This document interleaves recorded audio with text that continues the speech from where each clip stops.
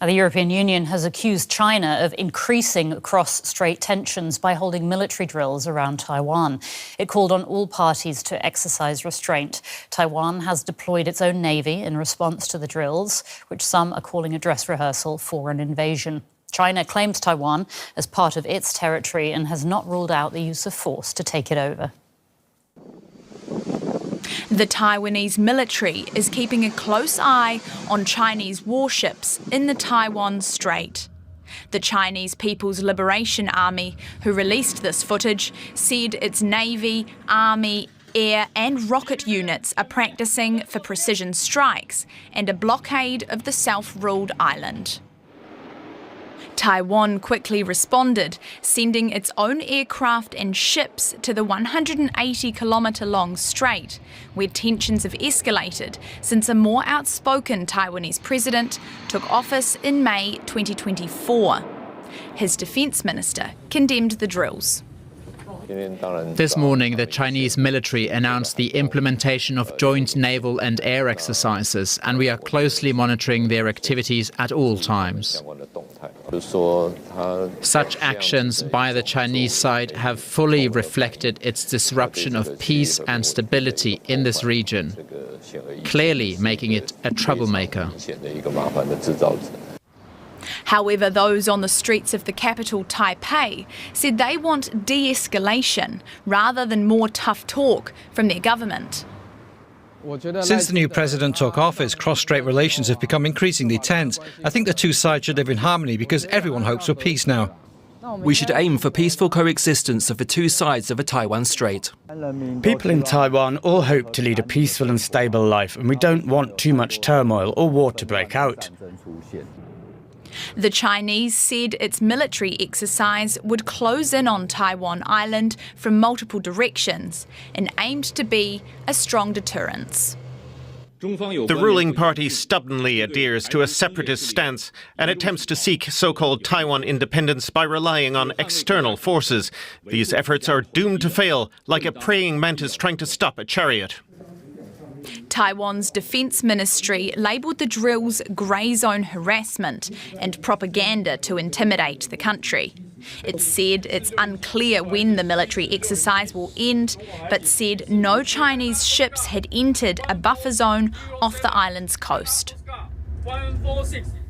Rory Daniels is the Managing Director of the Asia Society Policy Institute and an Asia security specialist, and she's joining us now from New York. Welcome to you, Rory. What do you make of these surprise military drills by China? Is it just bluster, or should we all be taking this more seriously?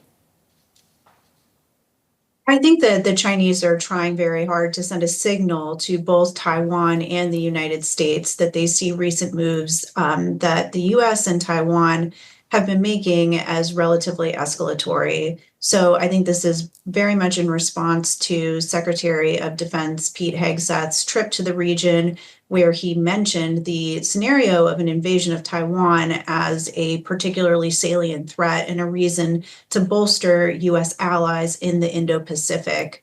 It is also, I think, from the Chinese perspective, in response to recent comments that Taiwan President William Lai made, calling China a hostile foreign force. So when China sees these two things happening around the same time and believes perhaps the U.S. and Taiwan are acting in concert, it does want to send signals of what it calls deterrence. But it's important to remember that from both the U.S. and Taiwan perspective, these signals are seen as escalatory, and these drills are seen as threatening. They are both a political signal from the Chinese, as you can see in the slick videos that the Chinese PLA has produced and put out, and they are also real practice for a potential invasion.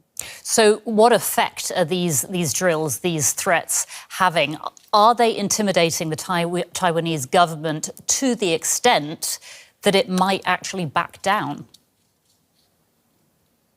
It's very difficult to say whether or not the Taiwan government feels it should double down on some of the rhetorical devices that it's been using to describe the cross-strait relationship, or whether it wants to de-escalate. I think that all military signals can be misinterpreted or overinterpreted. And there's a real threat here to Taiwan's homeland. So it's very difficult to calibrate a response to these types of drills. But simply to look at the trend over a long period of time, it does not seem that Taipei and Beijing are any closer to de-escalating or coming to some sort of modus operandi that would de-escalate tensions in and around the Taiwan Strait. So the long-term trends suggest that there will be really no change in the cross-strait relationship, that President Lai will continue to be vocal about the threat that he sees emanating from Beijing, that Beijing will continue to take that as a sign and a symbol that Taiwan is moving toward greater independence, and that the U.S. will look at the situation in cross-strait relations and in the Indo-Pacific as one where China is escalating. So it doesn't seem to me that this is very much a continuation of the current trends and dynamics, and it doesn't seem to me that there will be a turnaround. Speaking of the US, Taiwan, along with, of course, many other countries, is coming to terms with the changing geopolitical priorities of Donald Trump's second term. Can Taiwan still completely count on the US as an ally? I think Taiwan can definitely count on the U.S. We're not formal allies, but it certainly can count on U.S. law, the Taiwan Relations Act, which says that the U.S. wants to see the issue of Taiwan's sovereignty resolved without the use of force or coercion, and it will continue to supply Taiwan with arms of a defensive nature in order to keep a military balance across the strait.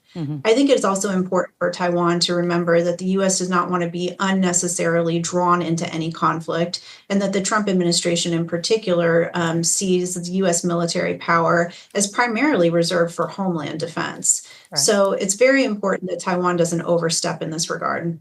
We'll have to leave it there, but thank you so much to you, Rory Daniels, Managing Director of the Asia Society Policy Institute. Many thanks.